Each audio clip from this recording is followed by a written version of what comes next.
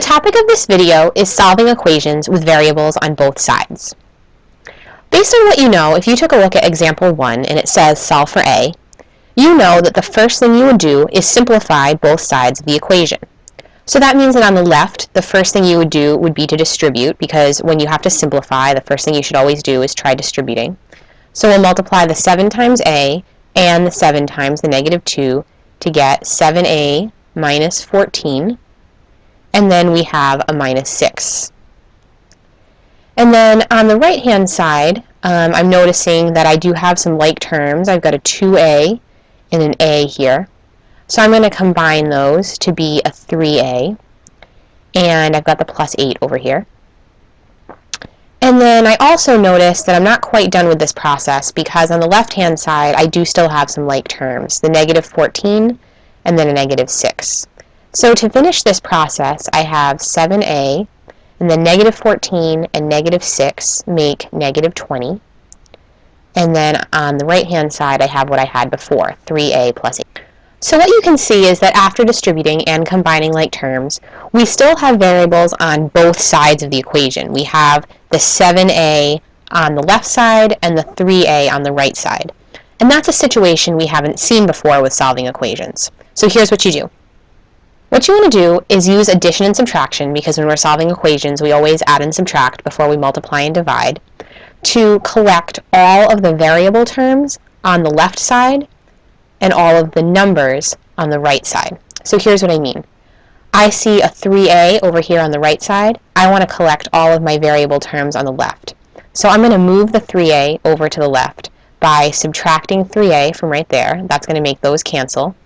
And then I'm going to subtract 3a from the 7a, because you always want to subtract a's from a's, numbers from numbers. So when I make this into my big addition problem, 7a minus 3a makes 4a minus 20 equals 8. And then I want to collect all the numbers on the right side, so I need to move this 20 over here. So I'm going to undo the subtraction with addition, so plus 20 on both sides, which leaves me with 4a equals 28. So once we've collected all our variable terms on the left and all our constants on the right, all that's left to do is isolate the variable, and that's usually by multiplying or dividing. So in this case, we divide both sides by 4, and we come out with our answer, a equals 7. So we've got 3 steps. Simplify both sides by distributing and combining like terms. Then collect all the variable terms on one side and the constants on the other using addition and subtraction, and then you're going to multiply or divide as normal to isolate the variable. Let's look at another one. Our second example asks us to find the value of r. So the first thing I need to do is simplify on both sides. So first I'm going to distribute 3 times 1 and 3 times negative r. And then on the right side I'm going to do the same thing, 2 times r and 2 times 1, which gives me 2r plus 2 on that side.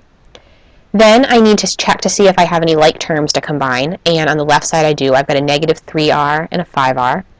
So I'm going to recopy this 3, and then negative 3r and positive 5r makes a plus 2r, and on the right side our 2r plus 2 remains. My next step is to collect the variables on one side and the constants on the other. So I subtract 2r from the right side to put it over on the left side. And when I do that, what you notice is because there's 2r on both sides, they actually cancel out in both places, leaving me with 3 equals 2. Now, normally I would go on by subtracting 3 to move it over to be with the 2. But we've had the variables cancel out on both sides, and this is a different situation. We're left with this equation 3 equals 2. But actually, it's not an equation because it's not equal. 3 does not equal 2. This is a false statement. Try as hard as you might, 3 will never equal 2. So my question for you is this. What do you think getting a false statement when we're solving this equation means about the solution or solutions to the equation, if they exist? Pause the video, take a few minutes to think about what's going on here, and write your answer down. Now that you're done with that, we're going to take a look at our next example. We'll tackle this new example like usual. We'll start by distributing and combining like terms. Distributing the 2 gives me 6y plus 10 plus 9 equals 6y plus 18 plus 1. When I combine like terms, I'll have a 6y, the 10 and the 9 make 19. I'll have the 6y, and then the 18 and the 1 make 19. Now, as you can see, I have the same thing on both sides of the equation. So now my next step is to collect the variables on the left and the numbers on the right. So I'm going to subtract 6y on both sides. Just as we saw in the last example, the variables are going to cancel out in both places again because there's 6y on one side and 6y on the other side, leaving us with just 19 equals 19. Now the difference between this problem and the last one is that 19 equals 19 is a true statement. So before the variables canceled and we got something that was false, now we're getting something that's true. So this is an equation. So my question for you is this.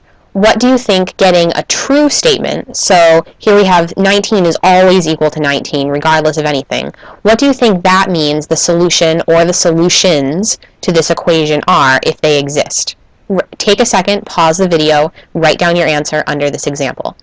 Now that you've had a chance to write down your answer to this question, we're going to look at one last example that's similar to this one and the last one, but with an important difference. So it starts off the same. We need to distribute and combine like terms. 6x plus 18 minus 2 equals 4x plus 16. So what we're going to do is combine like terms on the left. 6x plus 16 equals 4x plus 16. I'm going to use subtraction to collect all the variables on the left. So subtract 4x, subtract 4x. And so notice when I'm doing this, I don't have the variables cancel out on both sides. So I have them cancel there, but on this side I end up with 2x, and then we of course have plus 16 equals 16. But when I collect all my constants on the right side, so that means subtracting 16, subtracting 16, what we are going to see is that the constants cancel out. They negate each other.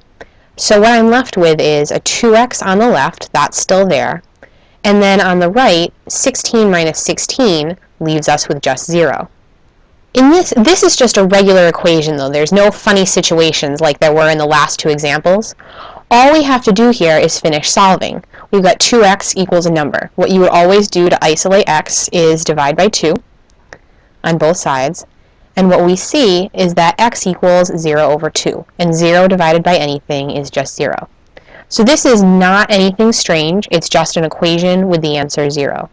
So there are some special cases that occur, like in the last couple of examples, when all of the variables cancel out, we end up with these true statements or these false statements.